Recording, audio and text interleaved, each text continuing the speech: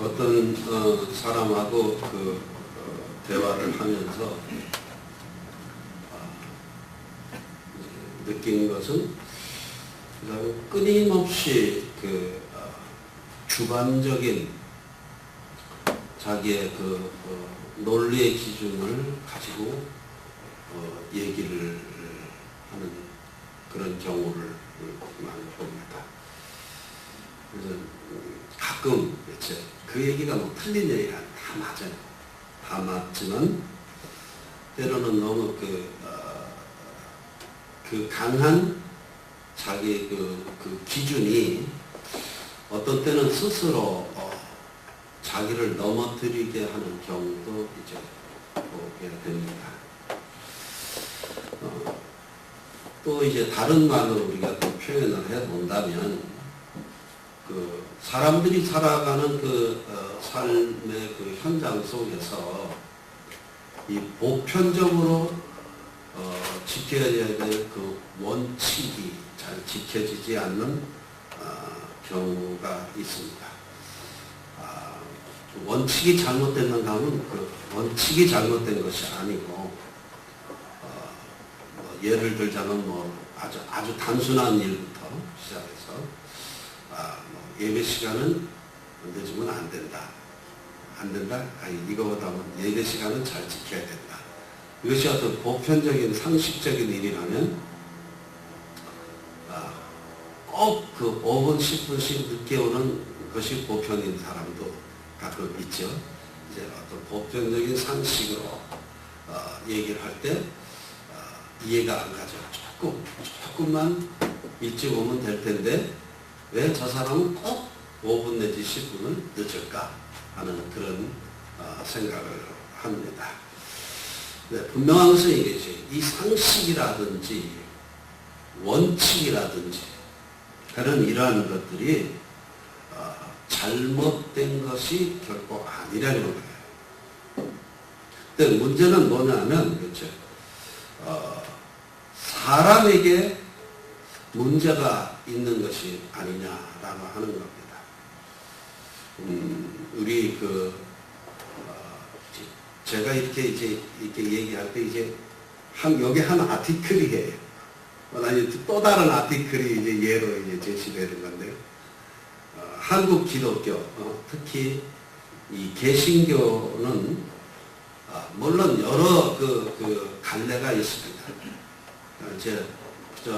평범하게 그저 예수 잘 믿고 착하게 살겠다라고 생각하는 사람들한테는 이런 얘기들 자체가 머리가 아픈 이야기들이죠. 알미니안주의도 있고 칼빈주의자도 있고 보편적 구원론자들도 있고 제한속죄론자들도 있고 하여튼 신학적으로 이걸 분리하면 머리가 많이 아프죠. 근데 이제 크게 두 부류로 나눠서 제한속죄론과 보편구원론을 주장하는 것으로 이렇게 두 부류로 이렇게 나눌 수가 있는데요. 특히 이 제한속죄론을 주장하는 이 칼빈 주의를 기반한 그런 교회들의 문제는 제가 볼 때는 이 교회가 끝없이 어떤 진리 안에서 자유로워야 되는데 끊임없이 진리를 얘기하면서 어떤 족쇄에 스스로 갇혀 있는 것이 아닌가 하는 생각이 들 때가 있어요. 요즘 이제 제가 보는 독서를 하고 있는 책을 기준으로 해서 얘기를 하면 교회 전체가 어떤 트라우마에 갇혀 있어서 거기서 벗어나지 못하는 모습들을 많이 본다는 말이죠. 어떤 거냐? 율법이라고 하는 트라우마에 갇혀 있다. 그래서 이 율법이라고 하는 이야기만 나오면은 마치 율법은 존재해서는 안 되는 그런 것처럼 막 부르르르르 떨어버리는 아주 격렬한 그리고 부정적인 그런 반응을 보인단 말이죠. 이게 이게 율법을 이제 구원론이라고 하는 것에 들어가서 이제 쉽게 우리가 얘기하잖아요. 믿음으로 구원을 얻습니다. 라고 하는 이 논리 속에 딱 들어가 버리면, 그렇죠. 율법은 가장 악한 것처럼 그 취급을 당한단 말이죠. 그래서 실제로 저도 이제 이 믿음으로 구원을 얻는다라는 것과 왜 율법으로는 구원을 받지 못하는가라는 이 문제 가지고 초기에 엄청난 고민을 많이 하고, 그래서 이 믿음으로 구원을 얻는다는 것에 대한 그 논리를 정리를 하려고 애를 많이 썼습니다. 그 작업이 지금까지 계속되고 있다고 생각하면 30년이 넘는 시간을 그 작업을 하고 있는데, 30년 동안 그 작업을 한 그 결과가 뭔지 아십니까? 기가 막힌 일이겠지만 잘 모르겠다. 잘 모르겠다. 아니 그 30년 동안 그걸 공부하고 정리를 했으면 아주 쌈박하게 이것이 정리가 돼야 되는데 모르겠다라고 하는 게 그게 무슨 목사가 무책임한 이야기입니까? 라고 얘기를 할 수 있겠지만 솔직하게 얘기하면 이만큼 정리되고 있는데 그 나머지 1%가 정리가 안 돼요. 그 1%가 정리가 안 되는 것 때문에 솔직히 잘 모르겠다라고 얘기를 할 수밖에 없었어요. 그 옛날에는 모르겠다라고 하는 얘기를 하면 그 민망하고 자존심도 상하고 그랬는데 요즘은 모르겠다는 소리를 참 잘합니다. 그 30년의 목회 경력이 모르겠다는 얘기를 담대하게 할 수 있도록 만드는 것이 아닌가 생각이 들긴 합니다만은, 그렇죠. 오늘 말씀도 사도 바울도 계속 이 그 표현한 본문만 가지고 얘기를 하면 사도 바울도 왔다 갔다 합니다. 왔다 갔다 하는데 이제 율법은 거룩한 것이다. 계명도 거룩한 것이다. 라고 얘기를 합니다.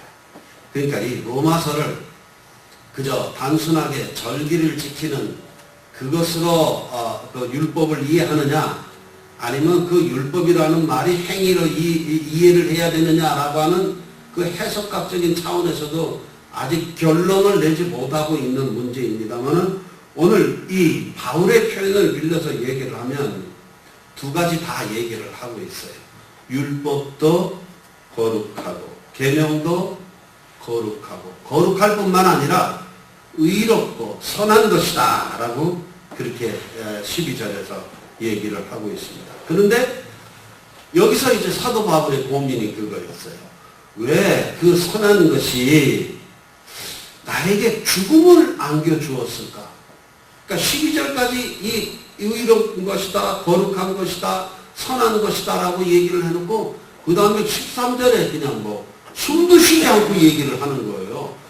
그런데 이 선한 것이 왜 이것이 모든 사람을 생명으로 이끌어가는 그런 어떤 역동적인 힘을 갖고 있지 못하는 것일까? 라고 하는 막바로 탄식이 거기서 나온다. 여기서 이 7장에서 바울이 결론을 내리고 있는 것은 뭐냐면 결국은 율법이라든지 믿음이라든지 이런 것 자체가 나빠서가 아니라, 그렇죠? 그 율법이나 믿음을 갖고 사용하고 있는 사람이 가장 큰 문제다라는 것을 7장에서 얘기를 하고, 그렇죠. 인간의 문제다, 인간의 문제다. 사람이 그 지난 곳에는 꼭 더러움이 남습니다. 더러움. 물론 다른 짐승들도 이렇게 지나간 발자국이 있고 거기에는 오물도 있고 하는데 이상하죠. 이상하게 짐승 똥을 보면은 그렇게 더럽다는 생각이 안 드는데 비해서 사람 똥을 보면은 상당히 더럽다라는 생각이 들죠. 그러죠. 골프장에 가면 오리들이 쌓아놓은 똥들이 참 많이 있습니다. 그 똥들을 보고 아이 더럽다라고 얘기하는 사람은 없는데, 만일 거기에 사람이 쌓아놓은 똥이 한 바가지 그림 위에 쏟아져 있다면 어떻게 하겠습니까? 당장 더럽다고 전화하고 난리를 아마 칠 거예요. 왜 그럴까? 왜 똑같은 살아있는 생물인데 왜 사람이 지나간 흔적에는 왜 꼭 오물이 남아있으며 거기에는 그 악함이라고 하는 개념이 늘 사람들의 그 행복 속에는 뒤따라 다닐까? 그죠? 악함이라고 하는 그 개념이 말이죠. 결국 사람이 가장 큰 문제라는 거예요. 사람이. 사도 바울은 그것을 이렇게 표현을 하죠. 내 속에 있는 이 죄가 문제다. 그 죄한테 그 핑계를 대는 것이 아니고 오늘 우리가 있죠. 이 죄라고 하는 것에 우리도 모르게 오염되어 있는 우리들 자신의 문제를 사도 바울은 지금 보기 시작하는 거예요. 그렇죠. 사람들은 그겁니다. 양화가 악화를 구축한다라는 그 그레샴의 법칙 맞나요? 그레샴의 법칙. 가끔은 입에서 나오는 대로 그냥 그 얘기를 해서 정확하게 이거를 그 인터넷을 검색해가지고 맞는지 찾아봐야 되는데 그런 그 치밀함이 가끔 저한테 없어서 스스로 그 민망해할 때가 있는데요. 어쨌든 그렇죠. 아무리 좋은 것도 그렇죠. 사람들의 그 이해관계 속에 들어가면 악한 것으로 바뀌어버려요. 악한 것으로. 아무리 귀한 것도 그 사람들 속에 들어가게 되면 그 다음에 이것이 그 천박하고 악한 것으로 변해버린다. 왜 그러냐 이겠죠. 가장 거룩하고 고상한 것까지도. 그래서 왜 사람들에게는 나중에 보게 되면 시간이 흐르게 되면 왜 이 고상하고 거룩한 것들이 왜 이 천박해지고 악해지는가. 이게 사람에게 문제가 있다는 겁니다. 사람에게. 자, 똑같은 다이아몬드. 모든 여자들이 갖고 싶어하는 그 물방울 다이아몬드가 있다고 치는데, 이 물방울 다이아몬드가 어떤 여자의 가슴에 달려있느냐에 따라서 그 물방울 다이아가 빛을 발하기도 하고 그 물방울 다이아가 아주 값싼 싸구려 취급을 받기도 한다라고 하는 겁니다. 사람한테 달려있는 거예요. 다이아몬드 그 자체가 가지고 있는 가치와 상관없이 그 다이아몬드가 그 가치를 발하는 것은 누구에 달려있는가 하면 사람에게 달려있더라라고 하는 거예요. 율법, 믿음, 이거 다 선한 것이에요. 선한 것인데 왜 이것이 악한 것으로 변해서 생명으로 이끌어야 될 것들이 오히려 우리로 하여금 더 악한, 그렇지. 그래서 사람을 탄식성으로 몰아넣느냐라고 하는 겁니다. 지난주에 우리는 사람들이 이 믿음과 율법을 다 그 부적처럼 사용했다라고 그렇게 얘기를 해봤습니다.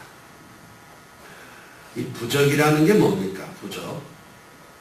부적은 우선 비싼 돈을 주고 사람들이 삽니다. 비싼 돈을 주고 사요. 그런데 그 아무리 비싼 돈을 주고 이 부적을 샀더라도 이 부적이 어떤 그 영험이 떨어졌다라고 생각하는 순간 그 몇천만 원 혹은 몇억 혹은 몇십억까지 주고 산 그 부적도 한순간에 화장실의 휴지보다도 더 못한 그 쓰레기 취급을 받는 것이 바로 이 부적입니다. 부적. 그리고 이 부적이 가지고 있는 가장 큰 문제는 철저하게 이것이 개인적인 용도로 사용이 된다라고 하는 겁니다. 나는 대통령으로 당선된 사람이 온 나라가 온 백성이 잘 살도록 하기 위해서 부적을 사서 몸에 지니고 있다. 그런 얘기 못 들어봤습니다. 부적이라고 하는 것은 전부 철저하게 개인적인 용도로 사용이 됩니다. 그래서 이 부적이라는 것이 개인적인 용도로 사용될 때 이 부족은 영험이 있다 하더라도 오늘 이것은 나한테만 영험이 있는 것이지 옆에 있는 사람하고는 아무런 상관이 없어요. 때로는 나한테 영험이 있다는 그것 때문에 다른 옆에 있는 사람이 내 영험 있음 그것을 유지 보존하기 위해서 옆에 있는 사람은 죽을 수도 있다는 겁니다. 이게 부족의 문제죠. 사람들은 자기가 가지고 있는 그 문제 그리고 자기가 가지고 있는 그 부족함 이런 것들을 스스로 찾아보고 어떻게 스스로 이것을 해결해 보려고 하지 않고 대부분 다 그 부족에 의지를 합니다. 기도도 우리는 부족처럼 쓰잖아요. 뭐 일을 하다가 잘 안 되면 특히 교회 일은 그래요. 교회 일 하다가 거의 잘 안 되면 쉽게 나오는 것이 기도가 부족했나 봐. 얼마만큼 해야 되는 게 기도인지 저는 그 분량에 대해서 잘 모르겠어요.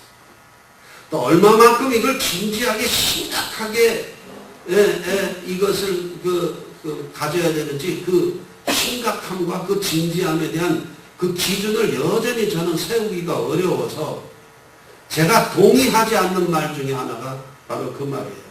뭐 어떡하면 기도가 부족합니다. 기도에다가 다 핑계를 대고 있어요. 응? 기도에 핑계를 대고 있다. 이런 것에 대한 장점은 무엇이었고 장점은 무엇이었다. 이것이 진행되는 과정에서 우리가 실수한 건 이거다. 뭐 이런 것이 나와야 그 다음에 이런 것도 고쳐보고 저런 것도 고쳐보고 그리고 완벽하게 했는데 그 다음에 안 되면 뭐 좀 재수가 없었나 보다. 뭐 이렇게도 얘기를 할 수가 있겠지만 우리는 모든 것을 다 이제 무슨 탓으로 자꾸 돌린단 말이죠. 마치 부적에 의지하는 것처럼. 부적이 이것이 가짜인가? 아니면 이 부적이 좀 영빨이 좀 떨어지는 건가? 뭐 그런 생각들을 부적을 사놓고서는 부적에다가 모든 또 그 이유를 갖다가 붙여버린단 말이죠. 자, 예수 믿고 부자 됩시다. 나쁜 말 하나도 아닙니다. 그렇죠? 예수 믿고 문제 해결을 합시다. 이거 나쁜 말 하나도 아닙니다. 나쁜 말이 아님에도 불구하고 그 단순한 말 속에는 엄청난, 그렇죠? 우리가 믿고 있는 그 예수님을 아주 철저하게 아주 그 천박하게 만드는 요소들을 얼마나 많이 갖고 있는지 모르겠더라라고 하는 겁니다. 우리가 너무 쉽게 내뱉는 말에 우리가 전도할 때 그랬잖아요. 어려운 일 당한 사람이 있으면 우리 교회 가서 같이 하나님께 기도하고 우리가 이 어려움에서 이겨납시다. 틀린 말은 아닙니다만은 이 복음의 본질을 너무 한쪽으로 밀어버리고 복음의 본질과는 전혀 상관없는 인간이 가지고 있는 그 기대를 맞추는 얘기에 우리는 얼마나 이 복음을 부적처럼 사용했는지 정말 심각하게 정말로 우리가 좀 반성을 좀 해야 됩니다. 뭐 그건 이 반성이라는 말을 하니까 그것도 또 거부 반응을 가지실 분이 있겠지만 그럼 우리가 지금까지 가지고 있었던 그 열심은 아무런 소용없는 것입니까? 이렇게 아우성을 치실 분들이 있지요. 예. 사람을 데려오는 데는 그것이 효과적이었는지는 모르지만 그 사람이 정말로 예수 믿는 사람처럼 살게 하는 데는 별로 도움이 안 됐다라는 그 이중적인 문제가 있단 말이죠. 복음을 값싼 부적처럼 만들어버렸다는 겁니다. 그들의 열심이, 그렇죠? 그들의 열심이. 그들의 뜨거운 열정이 가장 소중히 여겨야 될 이 복음 자체를 가장 값싼 것으로 만들어버렸다면 이겁니다. 만들어버렸다. 아시다시피 율법이라는 것이 그냥 주어진 것이 아닙니다. 이 율법을 주기 위해서 하나님께서는 모세를 40일 동안 그리고 또 40일 동안을 호렙산에서 금식을 시켜가며 하나님과의 깊은 대화와 하나님과의 깊은 묵상 속에서 그 율법이 주어진 겁니다. 그리고 수백 년 동안을 이스라엘 백성들의 삶을 지탱하고 붙들어준 그런 것이 바로 율법이었단 말이죠. 믿음은 어떤 것입니까? 우리 쉽게 얘기하죠. 예수 믿고 구원 얻읍시다라고 하는 그 믿음은 어떤 것입니까? 그저 예수 믿고 그저 구원을 얻읍시다 라고 얘기했을 때 우리는 뭐가 생략되는가 하면 말이죠. 그 믿음이라고 하는 단어 속에 우리 인생들을 향하신 그 하나님의 그 깊은 그 뜨거운 사랑의 그 열정, 그리고 그 사랑을 우리에게 끊임없이 주기 위해서 우리를 향하여 얼마만큼 오래 참으셨는가 하는 그 하나님의 그 오래 참는 동안 오셨던 그 소갈이, 그리고 예수 그리스도께서 십자가에서 달리신 그 십자가에서의 그 고난과 그 고통, 이런 것들이 다 생략이 돼요. 다 생략이 돼요. 하나님의 우리가 은혜로 삽니다 라고 하는 이 단순한 말 속에 얼마만큼 이 은혜라는 것을 표현하기 위해서 오늘 우리들이 심각하게 그분의 그 깊은 속에까지 우리가 같이 도달해보고 그분의 그 기품을 얼마만큼 공유했었는지 우리가 그것을 생각을 해본다면 우리가 이 은혜라는 말과 믿음이라는 말을 너무 쉽게 지금까지 사용해 오지 않았는가라는 생각이 든다는 말이죠. 하나님의 은혜, 우리가 믿음으로 구원을 얻습니다 라고 하는 그 믿음 속에는 우리들이 경험하지 못했던, 우리들이 그리고 경험했다 하더라도 표현할 수 없는 그 하나님의 그 자그마한 그 세상 자체가 담겨져 있는 거예요. 온 세상 자체.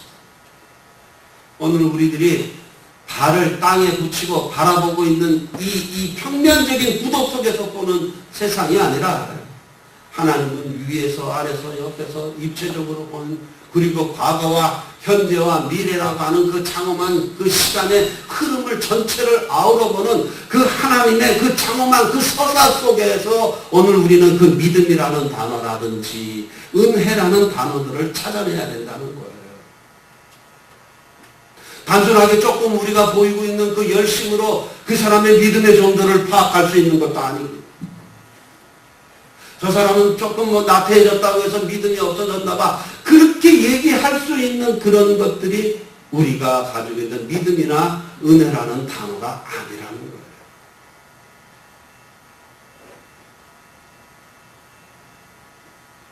(30년) 동안을 목회하고 30년 동안은 끊임없이 신학을 한 그 결과가 이제 잘 모르겠다라고 얘기하는 것입니다.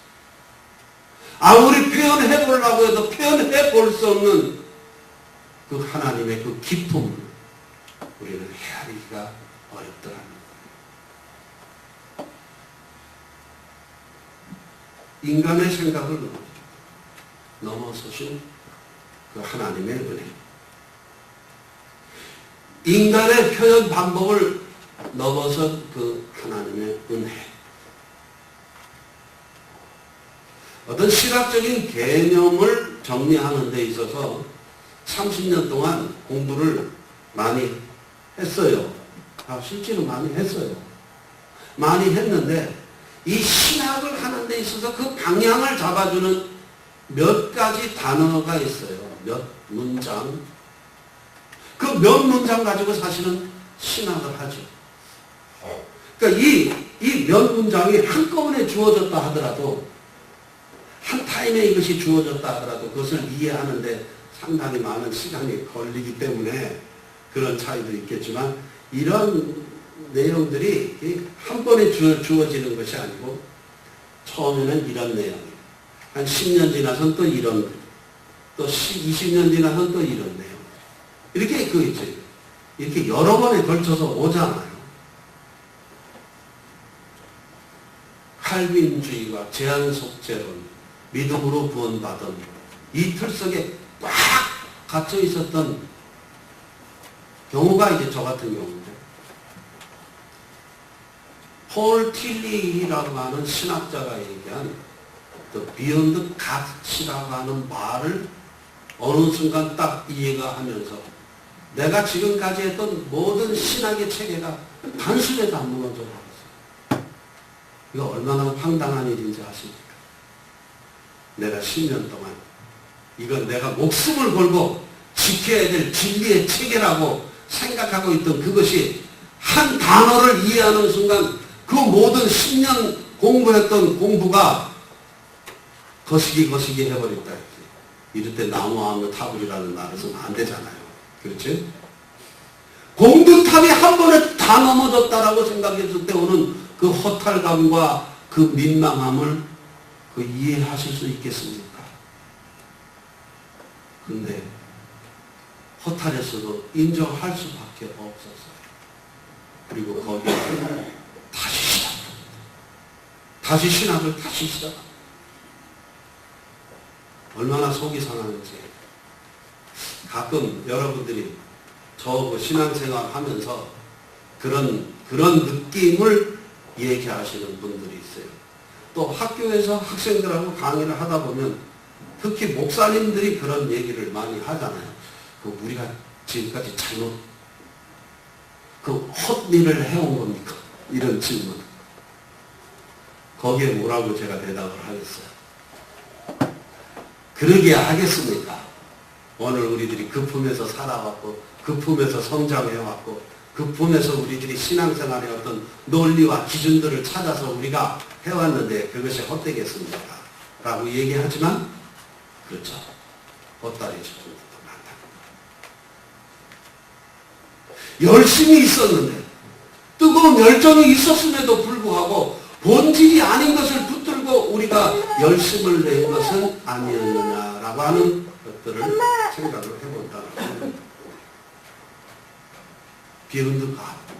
이건 저의 모든 이 신앙의 체계 자체를 뒤집어 엎어버리는 말이 있어요. 우리가 너무 쉽게 하나님을 설명했다.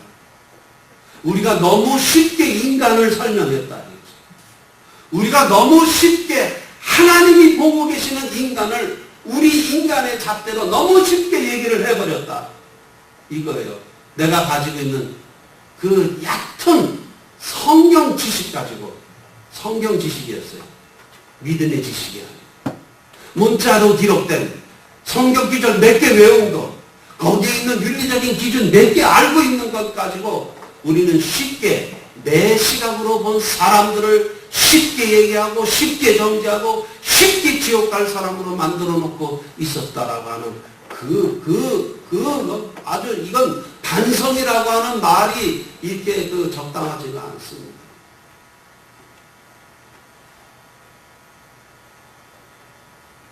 누구 돈 띄어먹고 누구 아프게 하고 한 그런 개인적인 그런 것이 아니라 그렇죠.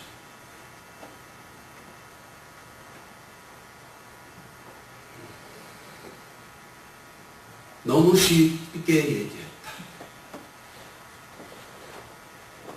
그 다음부터는 뭐예요?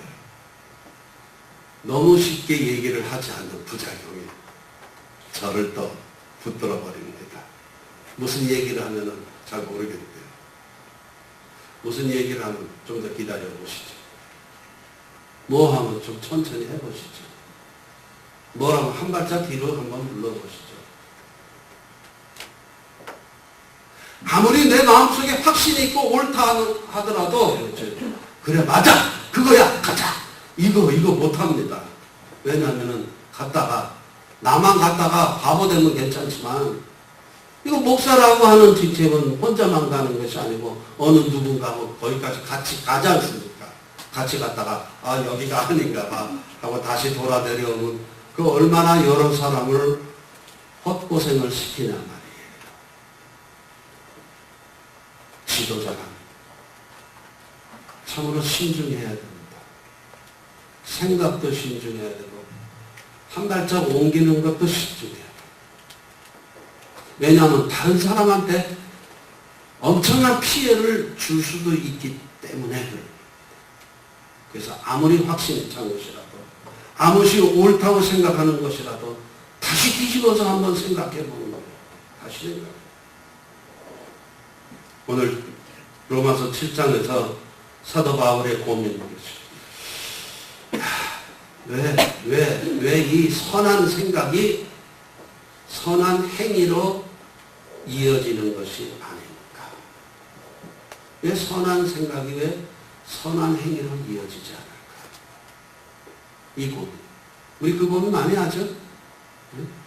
마음의 소원은 이런데 왜 육신은 움직이지 않을까? 또 뭐 거기에 이제 성경 공부 조금 하면 육신이 연약한 존재이기 때문에 그렇습니다 하고 늘 자기를 합리화시키죠. 응? 왜 선한 행동으로 나타나지 않을까? 사도 바울은 이것이 엄청난 몸부림으로, 그렇죠? 고통으로, 죽음과 같은 고통으로 이 문제가 심각했다라고 하는 것이죠. 율법도 믿음도 이 문제는 해결해 주지 못하더라라는 겁니다.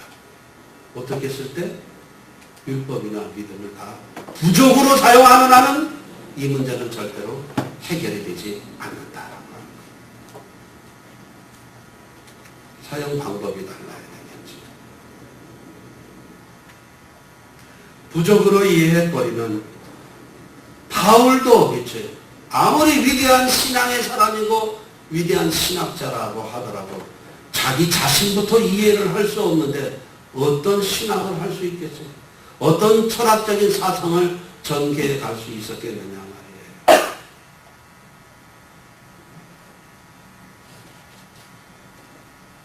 예수 그리스도의 십자가는 마치 비싼 돈 주고 구입했다가 영역이 떨어졌다고 버려버리는 그런 쓰레기 같은 그런 부적이 아닙니다. 우리가 얘기하고 있는 그 믿음이라는 것은 그런 것이 아니라고 하는 것이에요. 이 예수 그리스도의 그 십자가를 통해서 나타난 그 피를 토하는 그 심정으로 우리 인생들을 살펴보고 계시는 그 하나님의 그 깊은 그 심령을 헤아려 봄, 이것이 없이는 우리는 믿음을 이해하기 어려울 겁니다. 그 깊은 생각, 거기서 우리는 뭐예요? 사도 바울이 그의 서신서에서 가장 많이 표현하고 있는 단어들이에요. 생명이라든지 소망이라든지 희망이라든지 자유함이라든지 이런 단어들이 갖는 그 의미와 그것이 오늘 우리의 삶을 어떻게 지배해야 될 것인지 우리는 그 원리들을 찾아낼 수 있다라고 하는 것입니다.